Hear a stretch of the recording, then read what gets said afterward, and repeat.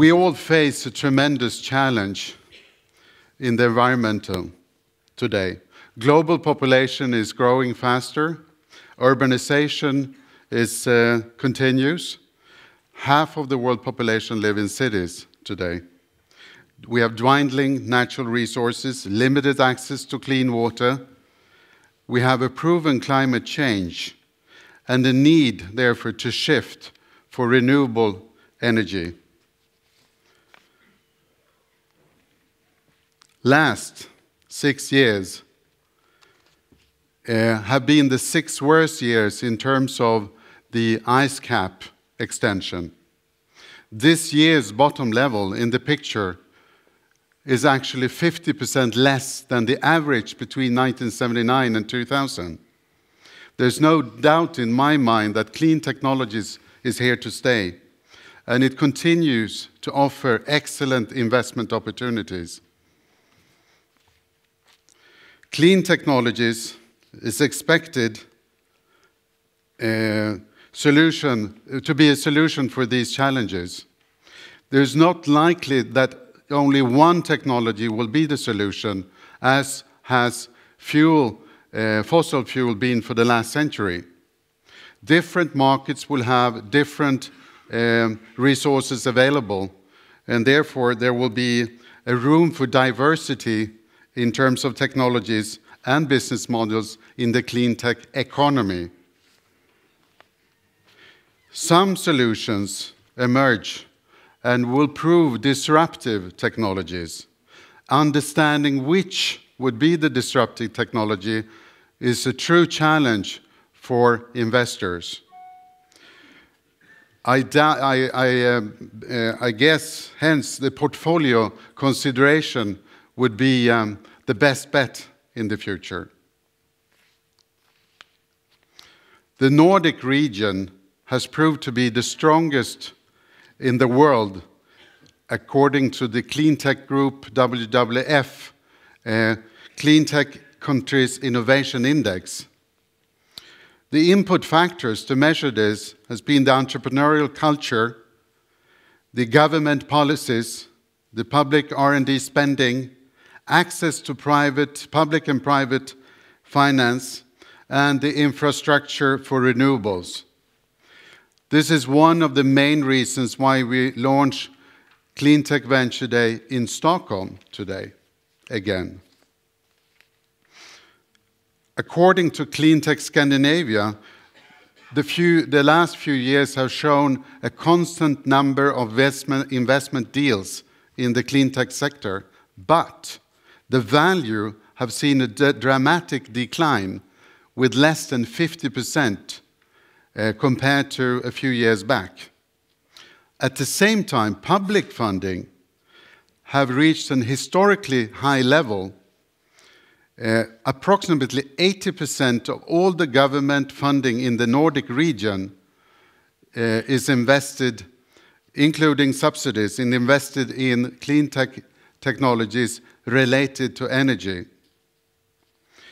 There is a need, obviously there is a need for seed commercialization and expansion capital. At the same time, if there is no investments in the seed stage, there will be no sustainable, there will be no well-funded, mature companies in the future. Our ambition from the organizers is to bring these levels back up again. Numerous attempts have been done globally to reach agreements or protocols, but with limited results. I believe that the initiative will come from cities. They have the procurement power, they have the instant or immediate payback in the reduction of energy consumption, and they have a desire to set the standard. Cities of the world today represent 75% of the energy consumption. We will hear today of how the city of Stockholm is open to and believe in deploying new technologies. This is also evident in the emerging markets, where 45% of the investments in our sector have been done outside Europe and the US. China, for instance, have 4 times the available funds for clean tech development and deployment compared to the US. Today we will learn more from 3 exciting areas, interesting regions, how they view their demand and the opportunities, and how it could be met by Swedish clean technology. For Swedish company, the expansion is to go global. This requires to become strong and profitable.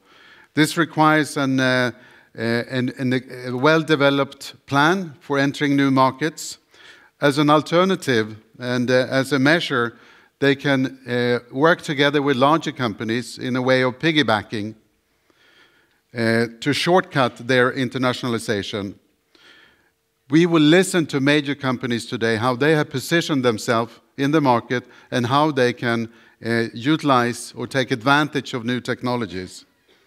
I wish that more of the larger corporations would be able to use this opportunity to team up with smaller, innovative companies.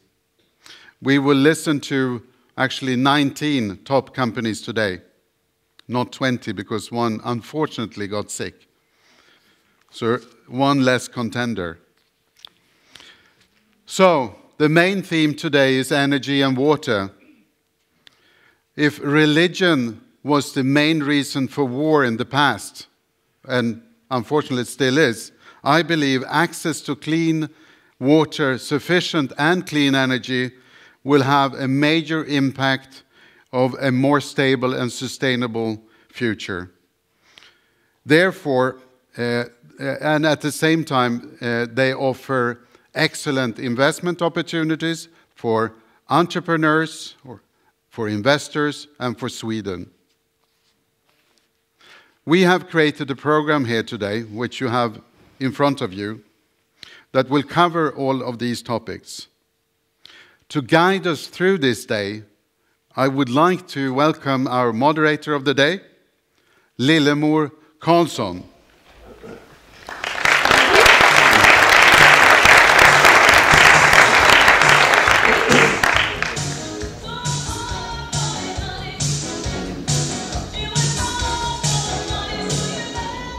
Why this music, Magnus?